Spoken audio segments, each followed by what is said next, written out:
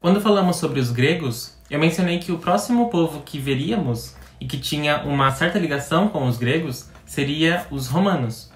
Mas depois disso, nós fomos para a China e para a Índia mais uma vez. Foi importante nós termos colocado os fatos da história em seus devidos lugares, porque agora nós podemos seguir numa linha do tempo mais reta, sem muitos desvios. Nesse sentido, hoje nós vamos falar sobre a Eneida de Virgílio.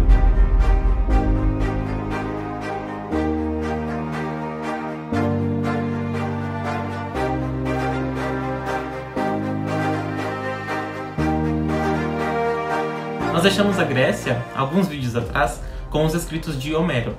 Mas agora é o ano de 336 antes da Era Comum, e o imperador Alexandre governa sobre a Grécia. Mas a história da humanidade se desenrola em outras partes do mundo, como é o caso da Itália. Naquela época, havia um povo chamado Etruscos, que vivia ao norte de Roma. Roma era uma cidade enorme, e havia uma lenda muito famosa que dizia que ela tinha sido fundada por dois irmãos gêmeos, Rômulo e Remo, que tinham sido criados por uma loba. Se é verdade ou não, Roma e os povos em redor tinham sido grandemente influenciados pela cultura mitológica dos gregos, mas também pelos ideais de governo e pela maneira bélica, de conquistar ou negociar com outros povos. Os homens de Roma eram esclarecidos e poderosos, mas eram também sanguinários. Eles gostavam de transformar os homens em bravos guerreiros, em bravos gladiadores. E com o tempo, Roma crescia, mas havia outra cidade, chamada Cartago, na África, que era muito conhecida por realizar comércio com outras cidades. E Roma tinha vontade de ser tão influente quanto Cartago na área comercial. E por isso, Roma invadiu Cartago e essa invasão se transformou numa longuíssima guerra que durou quase 100 anos. Ao final desse período, Roma enfim conquistou a cidade de Cartago. Alguns nomes importantes desse período, que provavelmente você já ouviu, são Aníbal, Pulcro e Ciprião. Nós chegamos agora no ano 100 antes da Era Comum. Nasceu um menino chamado Jesus? Não. Nasceu um menino chamado Júlio César. A sua história é recheada de conflitos interpessoais, sempre tendo que demonstrar para os líderes daquela época que ele realmente merecia estar no governo de Roma. Entre muitos altos e baixos, guerras vencidas e perdidas, conflitos internacionais e pessoais, Júlio César se tornou, em 49 a.C., o governante de tudo o que era de Roma. E quando eu digo Roma aqui, eu não me refiro à pequena cidade da Itália que vocês conhecem, e sim a um gigantesco aglomerado de povos que vai desde a Itália até o norte da África, parte da Ásia e da Índia. Ele era praticamente o rei do mundo. Ainda sobre Júlio César, nós podemos mencionar mais algumas coisas. Ele foi quem se envolveu com a rainha Cleópatra do Egito durante um conflito em seu governo. Foi também ele que teve que lutar contra seu próprio exército, a pedido do Senado romano, que era contra seu governo, e ainda venceu. Depois disso, ele disse a sua frase mais célebre: Veni, vidi, vici, ou seja, vim, vi, venci. Foi também ele que tinha um amigo chamado Brutus, que se aliou aos seus traidores para matar Júlio César. Quando Brutus estava prestes a matá-lo, junto com os outros, ele disse: até tu, Brutus. E essa frase também é uma das suas frases mais famosas. Seguindo adiante na nossa história, nós encontramos um sobrinho de Júlio César, chamado Otaviano Augusto. Ele se tornou o primeiro imperador de Roma em 27 antes da Era Comum. Otaviano Augusto tinha sido incluído no testamento de Júlio César como seu filho adotivo e herdeiro do trono. Foi ele quem vingou a morte de seu tio Júlio César, matando seus assassinos. É por volta desse período que surge de fato o que é chamado de Império Romano. Mudando um pouco de assunto agora, finalmente nós podemos falar sobre o livro de hoje. Eu diria que é um dos meus livros favoritos. Eu estou falando da Eneida de Virgílio. Virgílio nasceu em 70 a.C. e na sua mocidade ele chegou a compor dois livros bastante importantes, as Bucólicas e as Geórgicas. Mas ele ainda queria escrever um livro inspirado pela Ilíada de Homero. Foi aí que um pedido de Otaviano Augusto, o imperador, fez os olhos de Virgílio brilharem.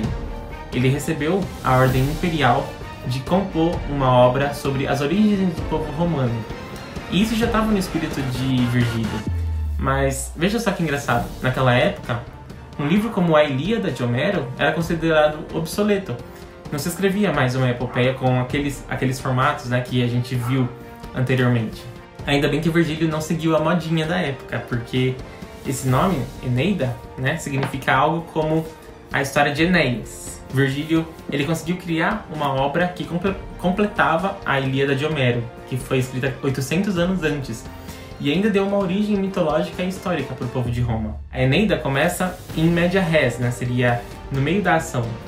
A cidade de Troia tinha acabado de ser destruída, e é nesse livro, inclusive, que nós encontramos a menção ao cavalo de Troia, que escondia os guerreiros gregos do lado de dentro e que destruíram a cidade. Quando tudo estava em chamas e em desespero, uma família fugia de lá: Enéas, seu pai, sua mulher e seu filho. Esse é o começo da história de como Enéas vai passar por diversos lugares, fundando uma nova Troia, e uma dessas novas Troias vai se tornar a cidade de Roma. Mas agora eu quero que você preste atenção em uma coisa. O filho de Enéas, ele era chamado de Ascânio. Ele nasceu na cidade de Troia. Em grego, Troia é chamado de Ilion. Então Ascânio era chamado de Ilo, como se dissesse, né, aquele que nasceu em Ilion. Então, veja só isso que Virgílio fez ao escrever esse livro.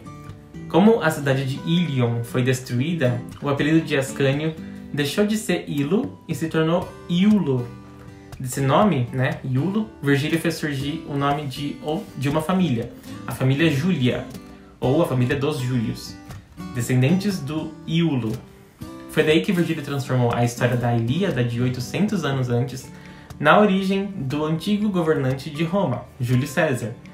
E como Júlio César era tio de Otaviano Augusto, logo, o imperador também era descendente direto dos troianos que fugiram da cidade de Troia. Ou seja, de ficar realmente espantado com a criatividade que Virgílio teve, né, nesse livro. E isso nem é tudo. O livro traz longos 12 capítulos, né, ou cantos, que narram como Enéas escapou da destruição de Troia, como ele foi fundando cidades em seu caminho, como ele se apaixonou pela rainha Dido. É interessante notar que a primeira metade é baseada na aventura Odisseia de Homero, e por isso, enquanto Enéas narra sobre a tragédia de Troia, ele vai passando de navio por vários lugares, assim como Ulisses na Odisseia. A segunda metade já é baseada na Ilíada, porque Enéas agora está em terra firme. Mas o ponto central da trama está bem no capítulo 6, que é quando Enéas precisa descer ao inferno para receber um conselho de seu pai que tinha morrido. Essa passagem pelos lugares sombrios é um marco importantíssimo na história da literatura mundial. E em breve nós vamos ver o motivo disso. Não para por aí. Virgílio usa uma linguagem profética enquanto ele narra a história de Roma. A história é cheia de momentos em que os personagens recebem essas profecias, mas para quem está lendo, né, no tempo em que o livro foi publicado, as pessoas já sabem de tudo o que aconteceu. Então para nós é como olhar para o passado de um povo. Mas para os personagens, né, é como vislumbrar o futuro, a sua descendência. E agora, imagina escrever tudo isso usando uma métrica chamada hexâmetro datílico. Essa métrica funciona assim: as palavras precisam ter uma sílaba longa e duas curtas. E isso nós vimos na Ilíada. Veja só essa frase inicial aqui da Eneida. Tempo nos mares e em terras vagou sob as iras de Juno. Guerra sem fim sustentou para as bases lançar da cidade. E ao Lácio os deuses trazer o começo da gente latina. Você conseguiria escrever um livro inteiro assim? Eu não.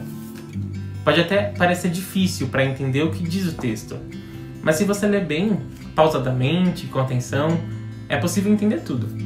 Inclusive, em breve eu vou postar um vídeo sobre a minha experiência lendo a Ilíada e a Eneida. Só mais uma coisinha antes de concluir o vídeo, eu preciso mencionar que a Eneida... Deixa eu pegar... A Eneida é uma história que tem muito a ver com você. E sabe por quê? Enéas se estabeleceu numa cidade da época, né, chamada Lácio, parte de Roma. E os habitantes do Lácio são chamados de latinos. Era no Lácio que o latim era mais falado. Mas com o tempo, né, os idiomas foram se desenvolvendo e se espalhando.